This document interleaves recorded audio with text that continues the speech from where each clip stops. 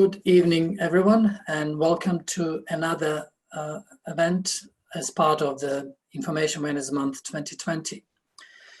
Tonight, we have a privilege to have Mr. David Fricker, Director General of National Archives of Australia, joining us to continue our dialogue that we started at the beginning of the month, talking about using information and misinformation in critical situations. Today, we are talking about the preservation of information that was broadcast in critical situations and the importance of processes and information sources and everything that's happening in our times today and in the recent months.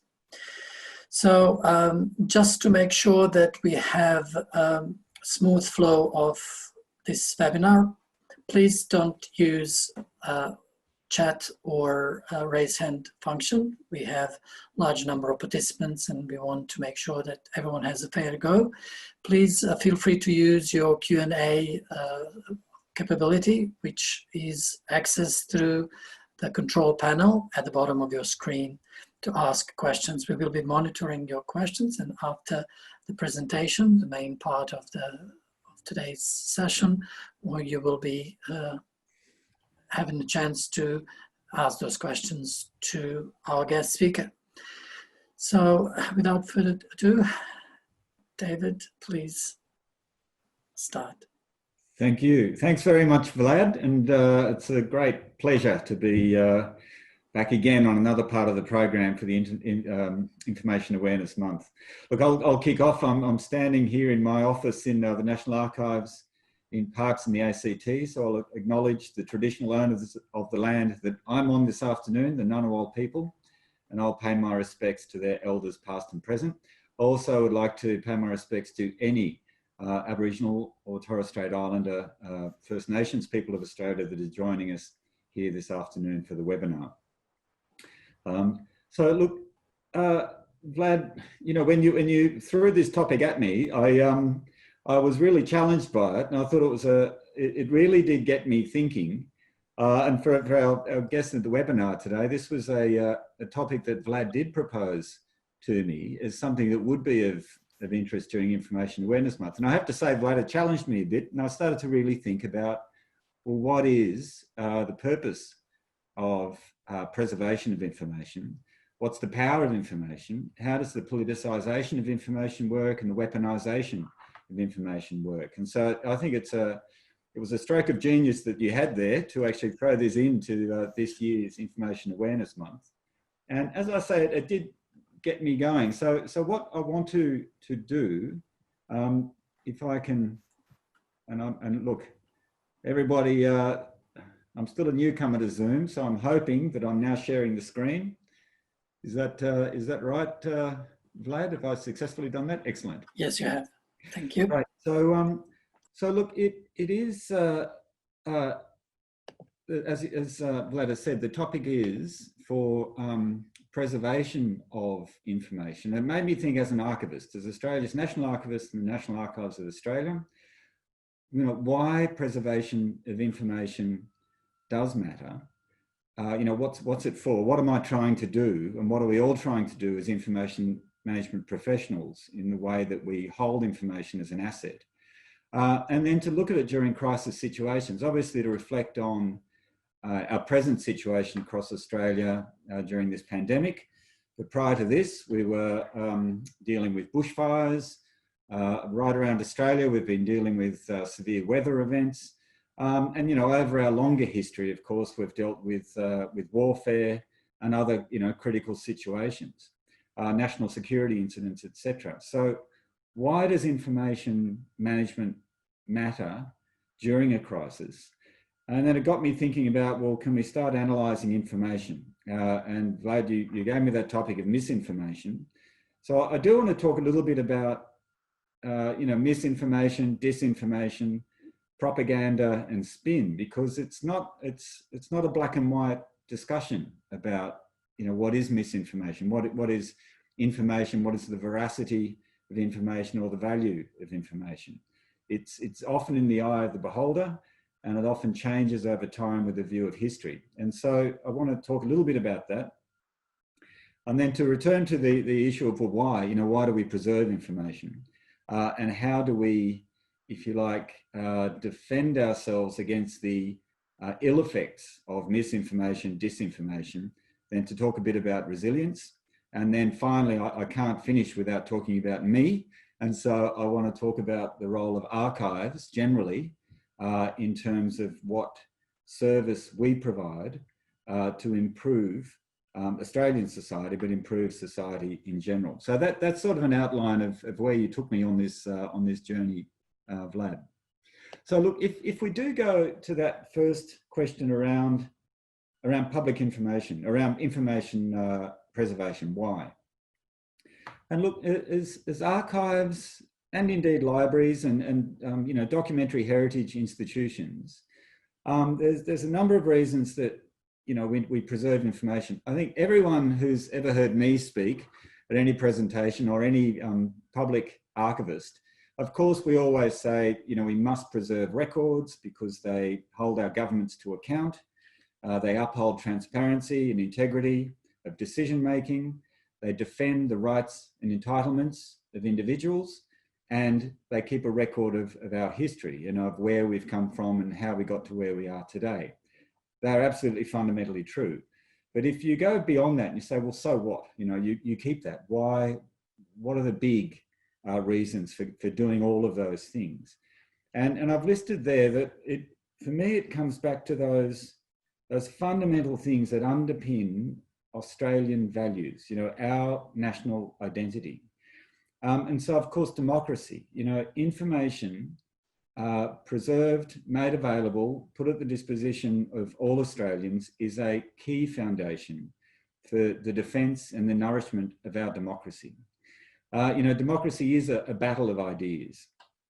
And you can't have that battle of ideas unless you can inform those ideas. Democracy requires participation. Of course, we have a representative democracy in Australia, but those representatives all have constituents. We are all involved in Australia's democracy. And if we're not involved, then we weaken our democracy. We must have an enfranchised population. And this is why public information matters, because in a battle of ideas, it's not your physical strength that matters, it's your intellectual strength. It's the degree to which you have access to information. Our knowledge society in Australia, this has become a very strong theme for the archival community around the world this year and going into next year. We are all very much focused on our role to empower knowledge societies. And a knowledge society means that everybody within that society has got full agency, has got full participation and inclusion in the broader activities of society. And that's based on their freedom to express their ideas and have their ideas and their thoughts and their voices heard. It's also reciprocated by a universal access to information. So, of course, there are always going to be barriers in the way of those things, but the more we can achieve that freedom of expression and that universal access to information, the stronger will be our knowledge society. And living within that knowledge society are all of us as individuals. And so information, public information, is preserved, made available in order to empower the individual. So here what I'm talking about is individuals need to be able to assess information that they are in receipt of, to be able to evaluate that information, to make up their own minds about whether they hold that information as authentic, reliable, whether it's important to them, whether it's information they need to carry forward their own agenda, their own ambitions, and also to enable them, that is us as individuals, to challenge conventional wisdom. We need to make sure that truth changes over time, and I'll return to this theme in a moment, but truth is a relative thing. Everybody has to find their own truth. Information is there as a resource to allow us to make up our own minds about what we hold to be true and what we think needs to be changed, and where we think conventional wisdom must be overturned, then in a knowledge society, we should be empowered to do that. And the last thing that on my list there that I want to talk about in terms of dealing with misinformation is that we need resilience as a society. In a knowledge society, you can't build a fortress around you to only receive the information that confirms your values, that upholds your lifestyle, that upholds your worldview. Because that, if you live inside a fortress, then that becomes your greatest vulnerability. As soon as there's a chink in that fortress wall, well, then your whole society falls apart. And so what I think for us to live in a strong Australia, in an age of information abundance, what we need is resilience. We need to be able to deal with all sources of information and for that to allow us to grow stronger as a society.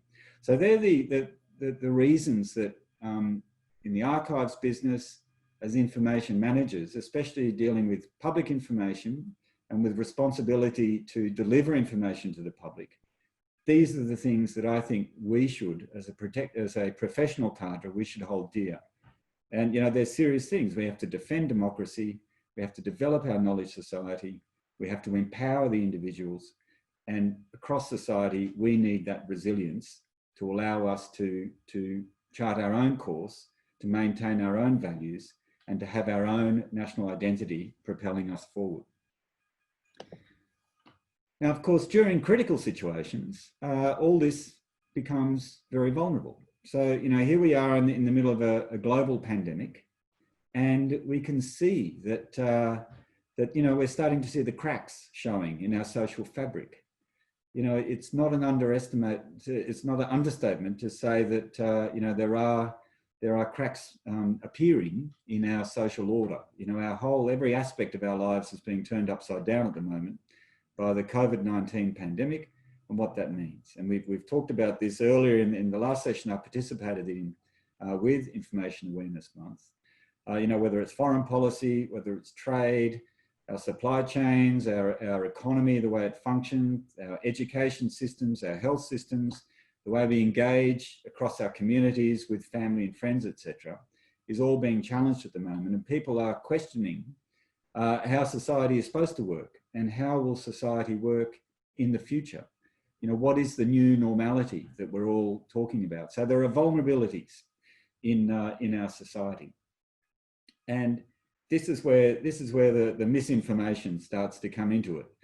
And this is where I started to really think about, well, what's our role and what's the impact of information during critical situations where society's vulnerabilities start to open up.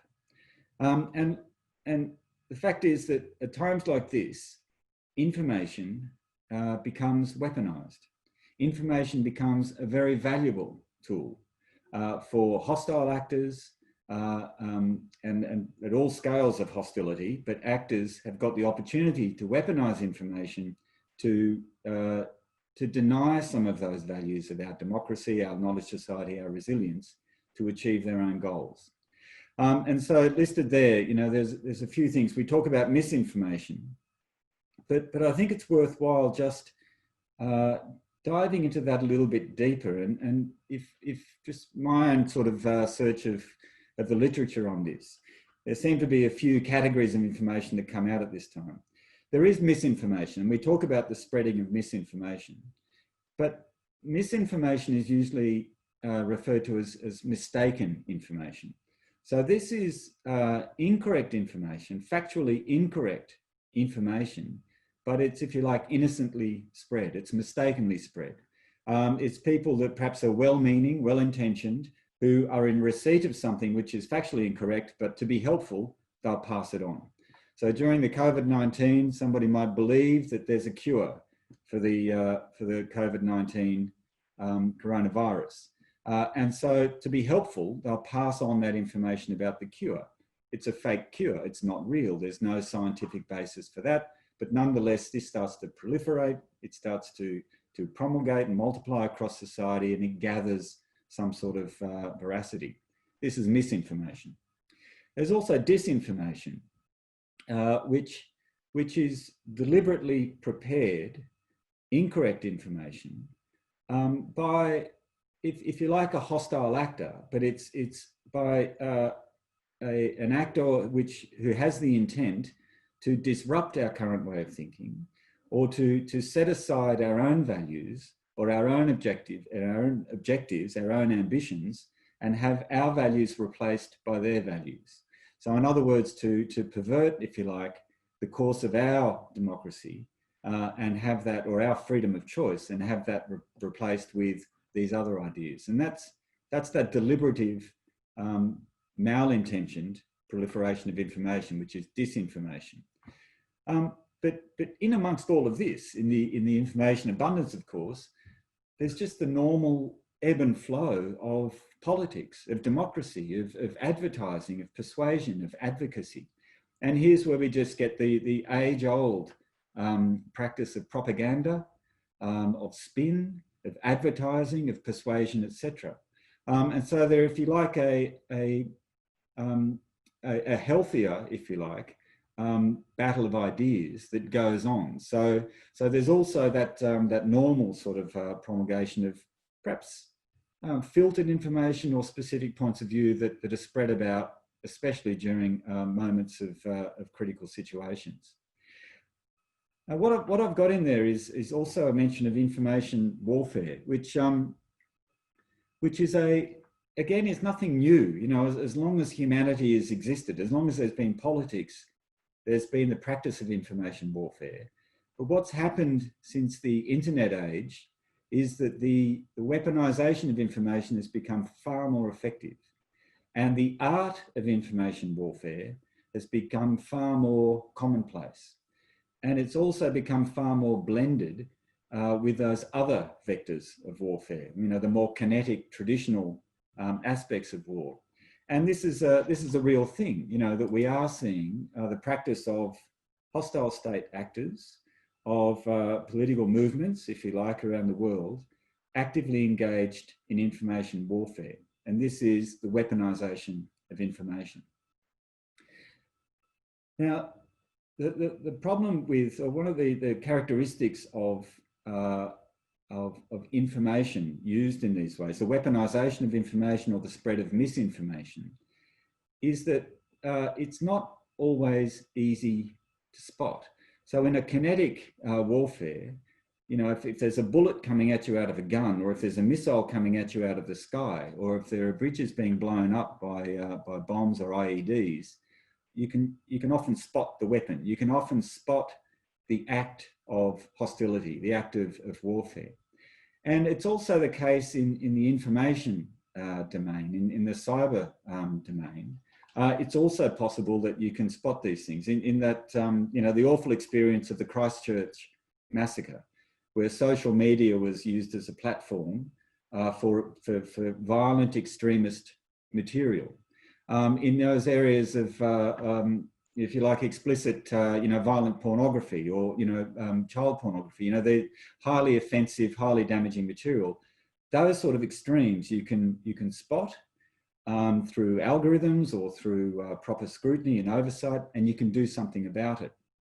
But with information and misinformation and disinformation, often it's harder to do that. It has that truthiness about it. It has the appearance of something which is right, is correct. It's ubiquitous, the way that it's spread so rapidly and resent and redistributed, etc. And so misinformation can corroborate itself just by the nature of the internet, by the nature of our information societies. And of course, we're also becoming more and more accustomed to now living in this post-truth world that we all operate in. And you know, we're all very familiar with that back in 2018 with Rudy Giuliani proudly proclaiming on, I think it was on Fox or CNN or one of those, I think it was Fox in America, you know, his proclamation that the truth is not the truth, meaning that if anyone can put up alternative facts, if anybody can present a fact, then that might as well be the truth. You know, you can't ever know what the truth is, The other thing which has become very popular, and I would also add, it seems to be largely out of American politics at the moment, is often the statement that, that two contradictory statements could both be true. And because they could both, or either of them could be true, therefore they both could be true. And again, it's this idea that, you know, this post-truth environment we live in means that we should be far more accepting and far more receptive and far more credulous about almost any information that is pushed our way. And so I think today, more than ever, as I put on the headline of that slide, the first casualty when war comes, or the first casualty at any time of crisis, is the truth. In this information age, you don't know what the truth is. When you're in the middle of something urgent and critical, you cannot see the whole picture. And so this is, if you like, the environment that we're working within, that environment of information, misinformation, disinformation. I also looked at, for those of you that read the Lowy Institute's Interpreter magazine, or online magazine, there was a fascinating a bit of research lately about, they were talking about disinformation and where does disinformation take hold? What are the criteria that should exist for successful disinformation campaigns? And I just thought, you know, this really resonates with where perhaps we are right now across Australia in the midst of this crisis situation. And I've got the three of them here. They said that if you have a large connected community, that is, you know, connected online, where people have got a high level of connectivity, then, you know, that's fertile ground for disinformation to take hold. And right now in the COVID pandemic situation, where people are in lockdown, there's far more screen time being consumed now than ever before by every age range. You know, the very young through to the very old, we're all spending far more time now connected to our devices, connected to social media networks, and desperately trying to spread and receive information. We have that large connected community. The next one that Lowy pointed to was a population which is distrustful of authority. And it does trouble me to say this, but I'm not the only one making this observation. There is no question that in Australia right now, we are going through a trust deficit. The traditional institutions of Australian democracy, of Australian society, are really going through a trust deficit. You know, once upon a time, when I was a lad growing up in Australia, you know, you could trust the banks, you could trust the church, you could trust, you know, politics, trust democracy, you could trust the media. Well, now all of these things, you know, the media, you know, we're worried about fake news. Can you trust the media? The church, we've been through this awful period in recent years through the Royal Commissions and the other inquiries where, you know, the church, that most trusted institution, is also going through a trust deficit. And so it goes on. Democracy, there seems to be a persistent trend in Australia to diminish its trust in democracy, to seek other ways to find consensus views and to have your voice heard rather than through the traditional channels of democracy. So we are distrustful of authority. High anxiety and low certainty is another factor while we're in this pandemic period. We're all very confused about what's happening next, what we should be doing, what we shouldn't be doing, what's happening in each different jurisdiction and zone around Australia. And so there is these conditions at the moment are existing for the spread and the traction of disinformation. The other thing on there is the social factors. We have across Australia right now a demand driven market for information. You know, the spread of misinformation, disinformation, etc., is a demand problem, not a supply problem. People are hungry, are insatiably hungry for information, and often insatiable to find information which confirms their worldview. And in an environment like that, where it's demand driven, just as we've been through with runs on, you know, supermarkets for flour and rice and toilet paper and who knows what else, we start to see that perverts the supply chains. And so in moments like this, we start to see the spread of more misinformation. And the other problem in Australia at the moment, we have a very poor media literacy. I don't think across Australia, changes happen very quickly, and we don't yet have a very high literacy in Australia to tell the difference between good media and less good media. And in this environment, my final point on this slide is that the government information, if you like, the authoritative information, the information from the health authorities, from the knowledge owners, if you like, can't keep up with that demand. And so that demand is being filled by those non-government sources. I'm not saying that all non-government sources are false or spread misinformation, but it's very hard for that single authoritative source to be heard in such a cluttered environment. And so in this era of misinformation, disinformation, etc., in this time of critical situations of uncertainty and information abundance, you know, what do we do? What's my response from the National Archives? What's our response as an information management community? What are we going to do to defend democracy and build a more resilient Australia? Censorship doesn't do it. You cannot, I don't think, we can't do the fortress. You know, that genie is out of the bottle. And neither can we start a propaganda war. It's no good trying to fight like an old-fashioned warfare where this weapon's coming in, we'll build a bigger and stronger weapon and go back. We should not be weaponizing information or entering into a propaganda war. What we ought to be doing is working on strengthening our democracy and strengthening our knowledge society to build that resilience, to, if you like, enhance the soft power that we have, because we have a stronger sense of who we are as a nation. We have a stronger sense of who we are as our national identity, as our individual identity. And if you like, we have that soft power where we can see this rubbish information coming in and coming out, and it doesn't knock us over. It doesn't give us that sort of jolt that sort of takes us off course, if you like.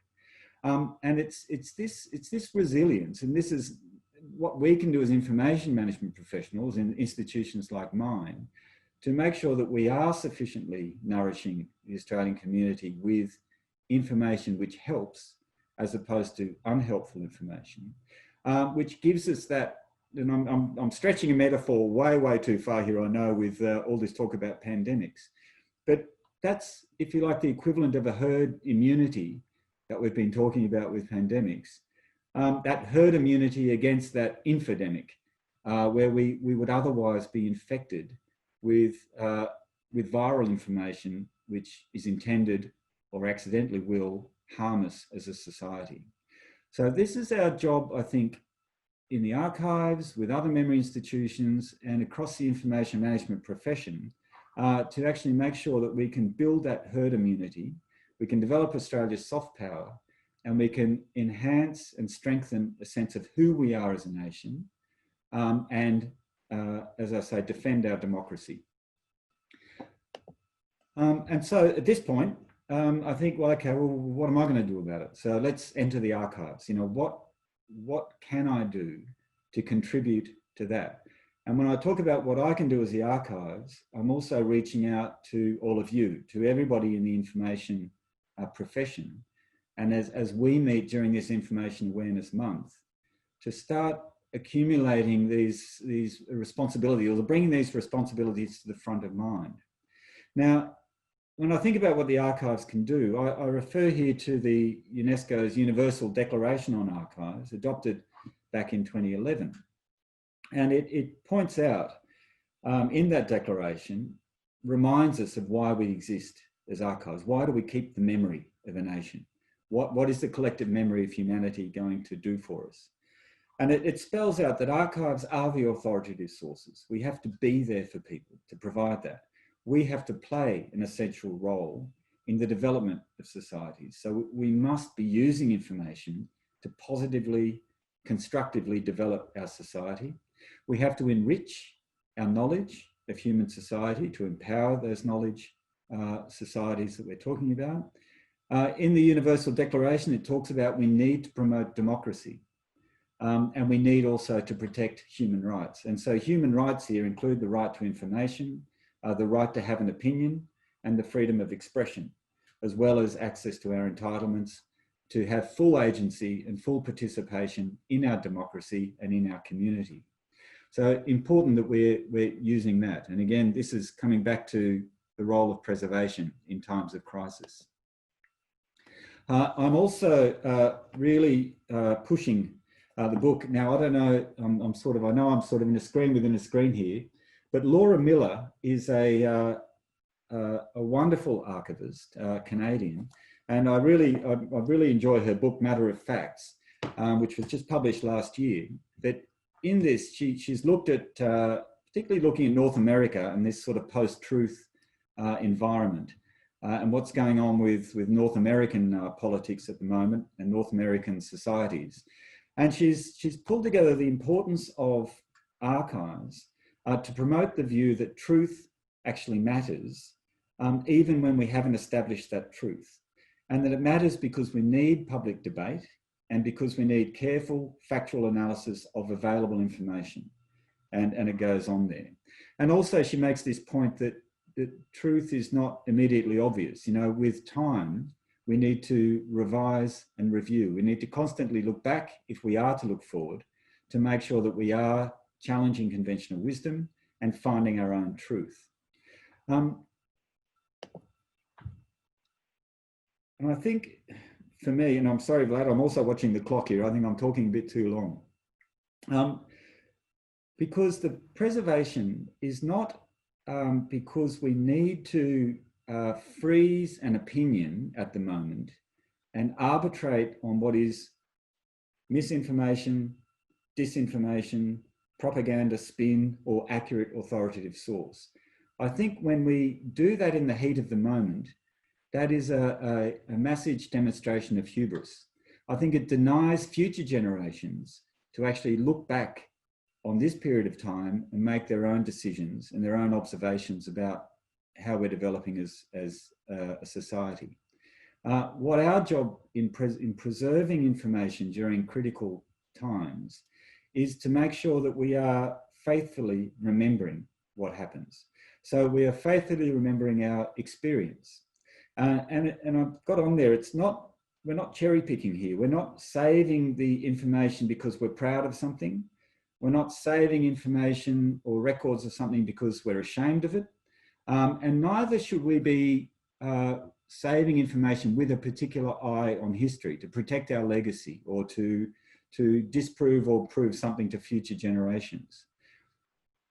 During critical situations, in this era of information abundance, our job as information professionals, our job as archives and memory institutions is to make sure that we are being the neutral, objective appraisers of information, and we are maintaining records which are representative of society today, so that in the future we can use that to inform a more just, inclusive and participatory society. So our role in terms of preserving information is to make sure that there's enough being kept, good, bad, happy, sad, pretty, ugly, that makes sure that we can have an honest and robust look at ourselves and learn something from this experience that we're going through. You know, I think today, you know, looking back, what we now know about climate change, what we now know about the history of Indigenous Australia in Australia, you know, that truth has evolved over time. 100 years ago, we had a very different idea of the truth, of our place in the world, of our understanding of human rights. And so it will be 50 years from now. We don't know what the truth is until we look back and make up our own mind.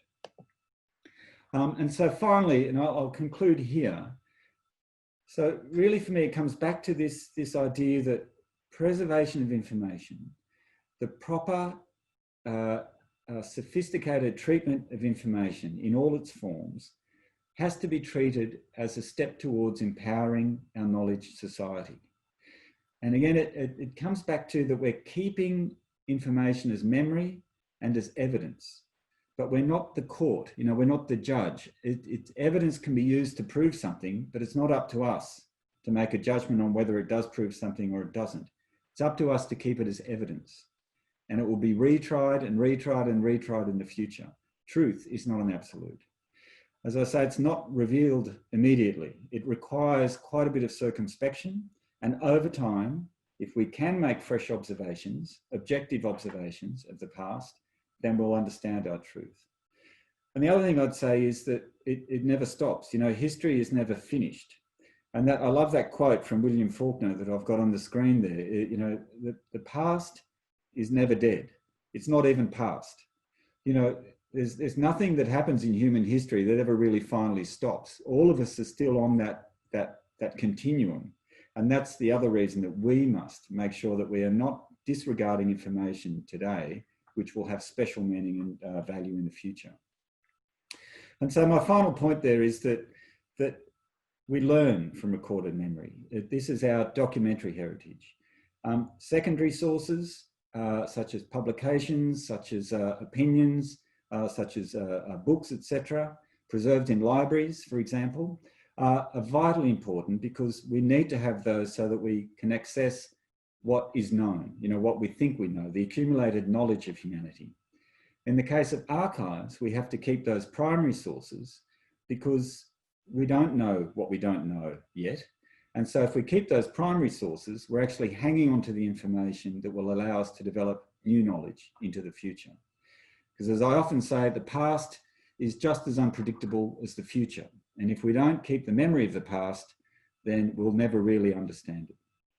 So I will finish there, Vlad. Thank you very much. I hope I haven't gone too far over time, but I'll drop it there. So thank you. Not at all. You're spot on time. And while I encourage our participants to ask more questions, I'd like to ask you something to reflect on your statements around trust deficit and having authoritative sources.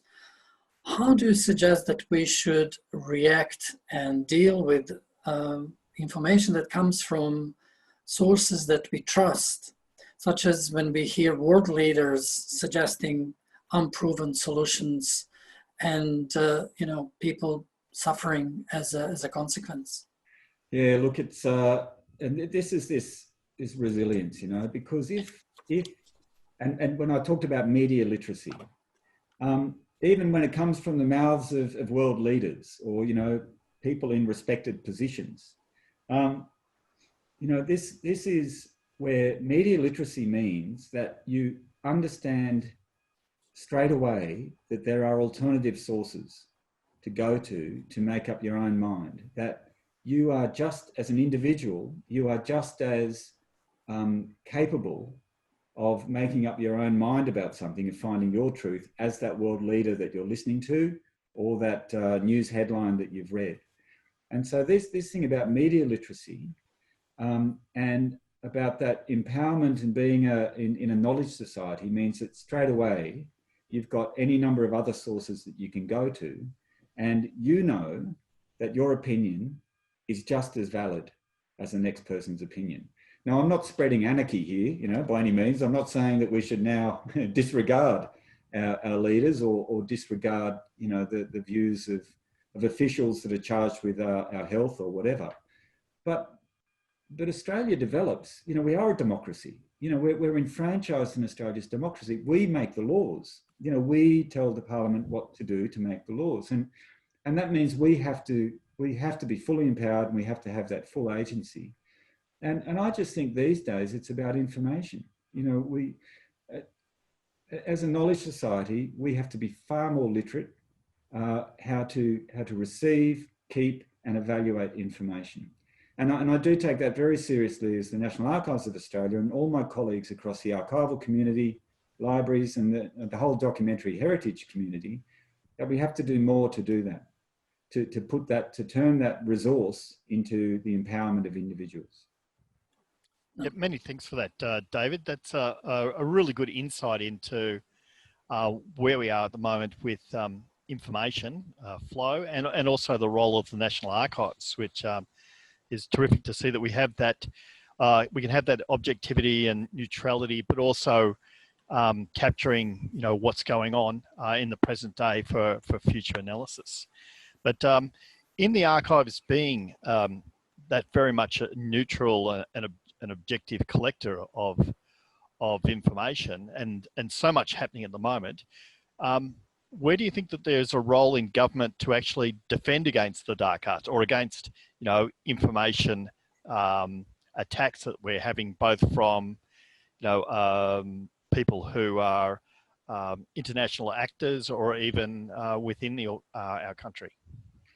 Well, I think that's, I was saying that we can't fight propaganda with propaganda, and if we're in this, we think about information warfare as being if you like, a covert hostile act to weaponize information against us, then I think we do need to loosen up a bit in terms of how we use government information.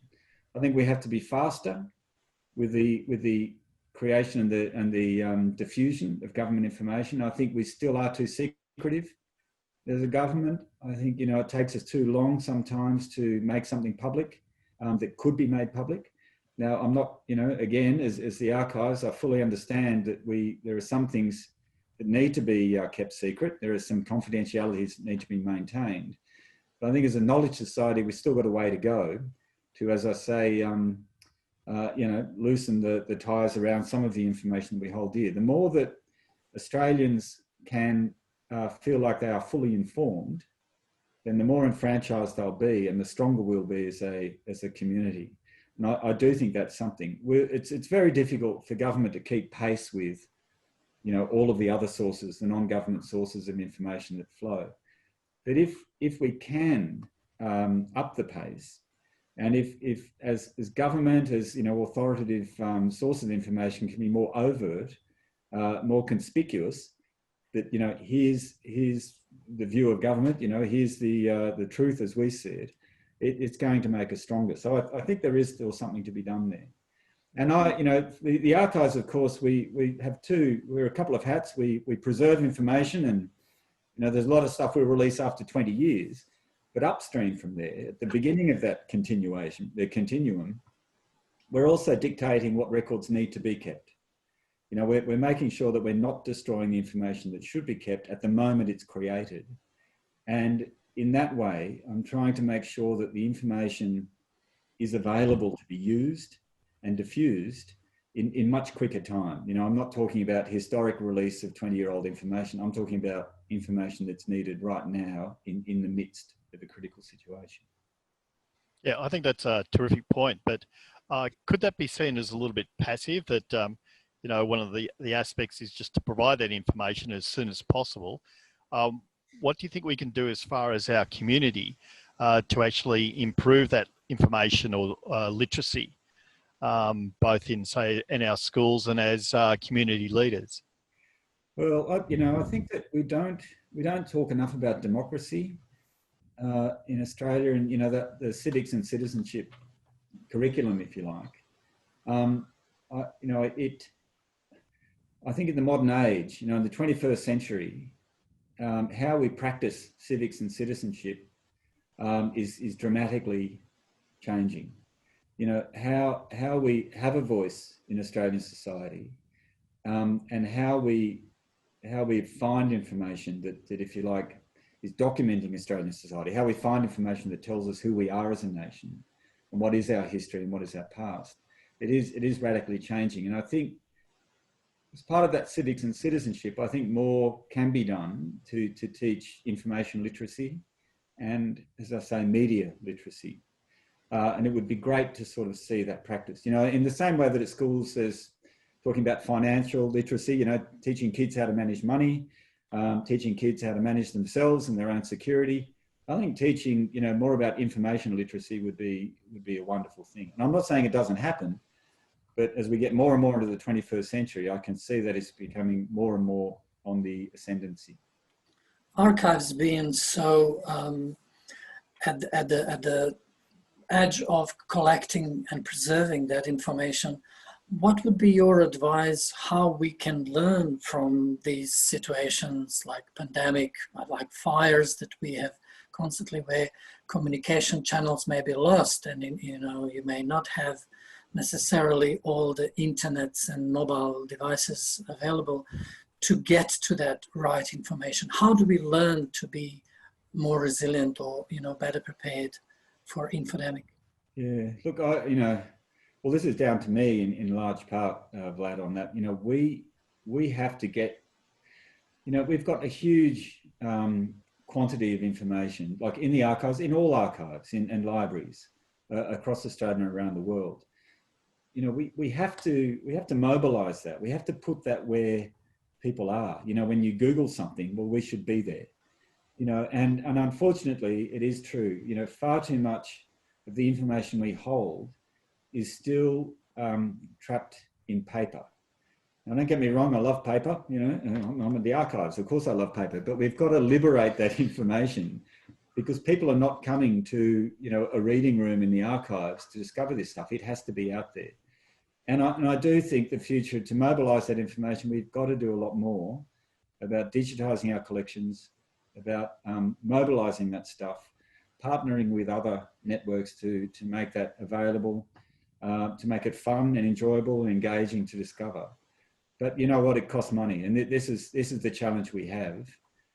It costs money to do that. And look, during Information Awareness Month, while I'm looking at the old stuff and getting that to the fore, so we can look back at climate change and all these other issues that we need to deal with. Right now, we're creating information. We have to create that information today in a form that it can be mobilised straight away. We have to be building quality in to the processes that we use now to create that information. And that's, Information Awareness Month, we've got to remind ourselves that you can't put quality, you can't build quality in, to something 20 years later. You've got to build it in today. And I think as a profession, we have to be really thinking about information as a long-term asset, not as a short-term consumable. And I do think that's a big part of what we need to be doing. Okay, so David, we've got one question from Rob, and I'd encourage the participants to put up a question if they have for you. So it comes from Rob, who says, asks are the archives storing both the true and misinformation so it can be psychoanalyzed so we can learn better ways of countering misinformation? Yep, absolutely, we are. And I come to this all the time, that just because something is in a record doesn't mean it's true. We keep records of people lying. We keep records of misinformation. We keep records of disinformation. We've got the records of several wars that Australia's been through, and you can see the development of propaganda. How will public opinion be shaped, to do this? Now, it might be in the best interests of Australia's defence. The bombing of Darwin, was suppressed for a little while because it would just be too damaging to the morale of Australians. And so it's, these are examples of truths, untruths, misinformation, disinformation.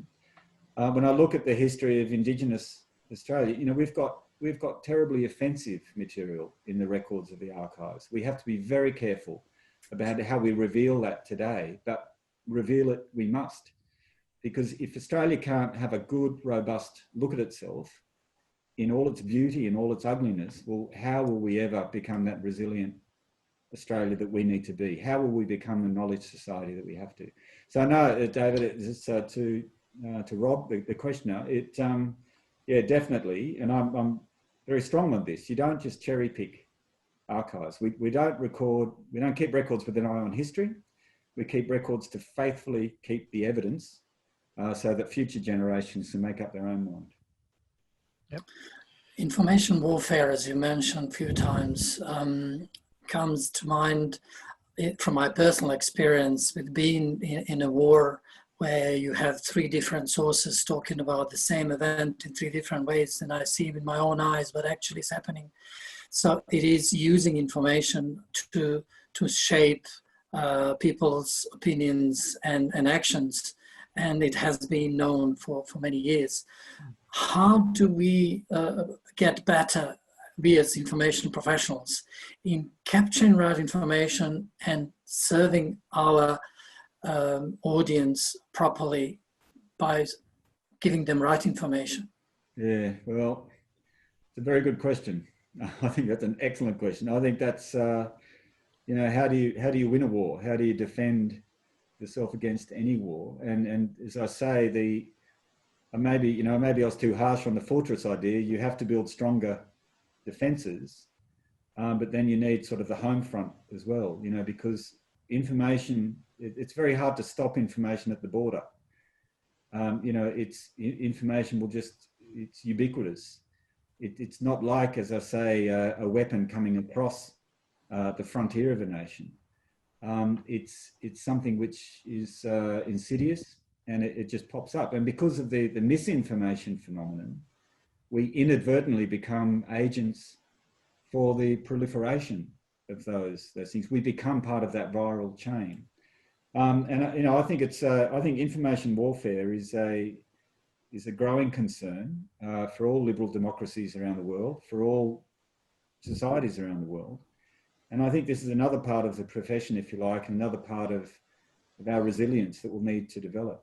But I do, you know, I think as you know, again, I stretch that metaphor with, you know, pandemics and viruses and things, but there is this idea of a herd immunity, you know, which means that even if you get touched by viral information, you've got enough within you, within your own immune system, to sort of, for your body to say, well, that's crap, you know, I'll reject that and I'll actually prefer this.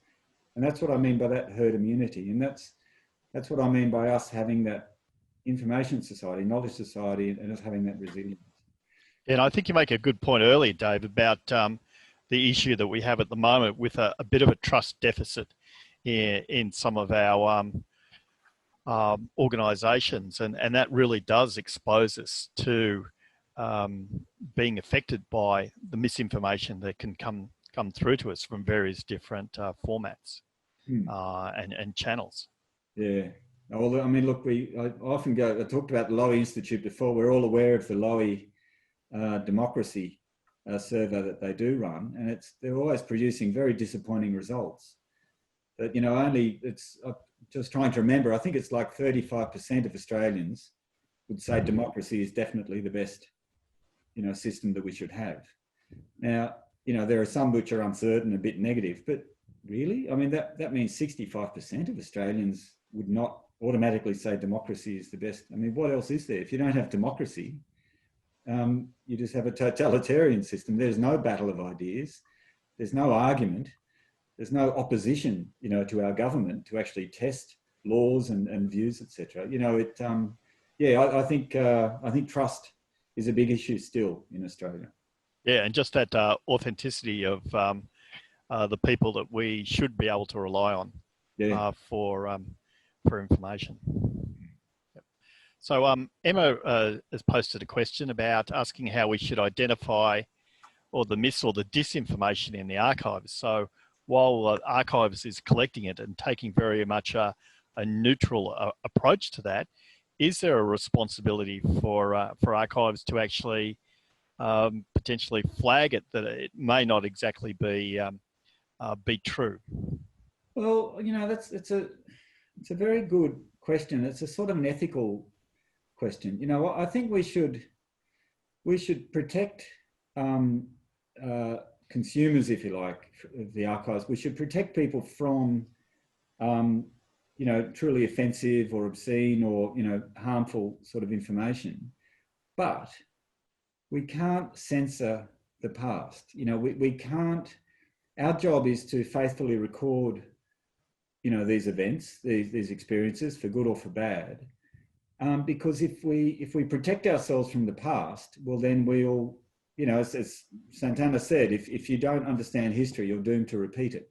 And this is the reason that we can't let that stuff go. You know, that, and if I present something, you know, through the archives as here is a record, but by the way, that's disinformation. You know, here's a record that's false. Here's another record that's true. I'm overstepping my mark as the archivist. You know, I'm superimposing my values and my judgments, whereas my job is for you to have the freedom, to have the agency and the empowerment to make up your own mind. Because what I think is disinformation, what I think is complete false or complete rubbish, maybe I'm the one that needs to be overturned. You know, I'm the conventional wisdom that needs to be challenged. You know, and Australia, you know, we work through issues through racism or denying people's human rights, we only break through those barriers. We only find enlightenment by facing the cruelty of the past, if you like, or the misunderstandings of the past. So now, as an archivist, I think our job is to try and be neutral and get out of the way, while protecting, the sensibilities of people. But we need to get out of the way and let people see for themselves. Yep. Thank you, Dave. So, in all of this, what do you think is the role of the media? We see, extremes of various different media outlets and channels bringing some that's factual, seems to be factual information, and others that we discount. Should we be holding the media to more account for the quality of the information that they're providing?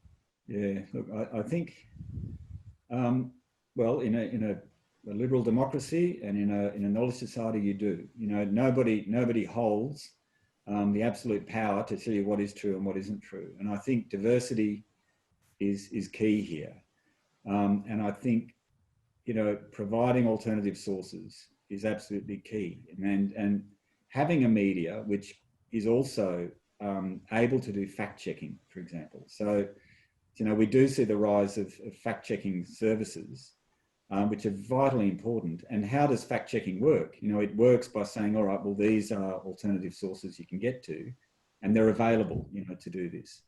And I do think, media, I don't know what everyone thinks about, where we're going, with media in Australia.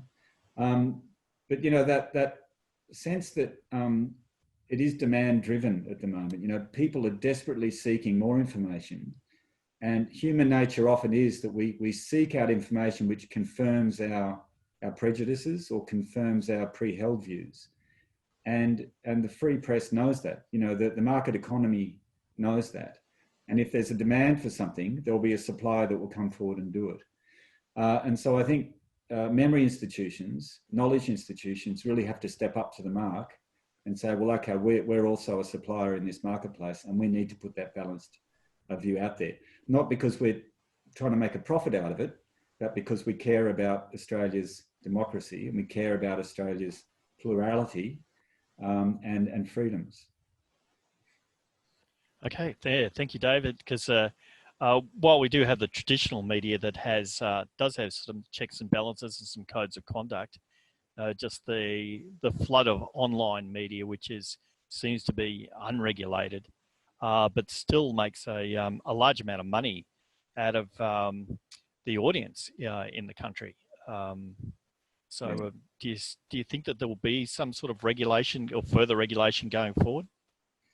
Well, look, I guess there will be. I mean, it's, what we've seen during the bushfires and the pandemics is that governments, even governments that traditionally would not have believed in government intervention, have becoming a lot more interventionist lately. And so who knows, maybe in the future, we might see more regulation and more intervention. But I think information technology being what it is, the global community being what it is, it's going to be very hard to regulate information too much. And I do oppose, censorship in terms of those sorts of things. I think this is why I keep coming back to resilience. I think what we need is, I don't think we can build from the top down an information supply market. I think our chance is to build from the ground up a more informed consumer base, a more educated, smarter consumers of information, smarter producers of information. It's a big task. That's a topic for another seminar, I think, a webinar, I should say. But yeah, as I say, I think the genie's out of the bottle in terms of information, deregulated information. Yes. Thank you, David. Probably right. Thank you, David Fricker, our guest, and David Williams for assisting with this seminar. It was definitely very interesting. I would like to very briefly mention, first of all, to thank our speaker. And I'm trying to share my screen now. Yeah. You want me to show you how to do it, Vlad? No, Yeah, there you go. yeah, in a stressful situation. So, well, thank you, David, for a brilliant presentation and very interesting topic. We certainly look forward to expanding this dialogue further in next opportunity we have. I would very briefly like to just mention a couple of events that are coming. So next week on Thursday, we have guests from the World Economic Forum talking about strategic intelligence. It's as a part of our Artificial Intelligence at Work initiative that we jointly organize with IIM organized with DAMA. And also to remind you that at the last day of working day of this month, we will be celebrating the end of the Information Awareness Month. I hope that you will be able to join us and share additional views on the topics and how we achieved to raise awareness of that. Thank you, everyone. And with this in mind, I will wish you good night. And thanks for joining us. Thank you.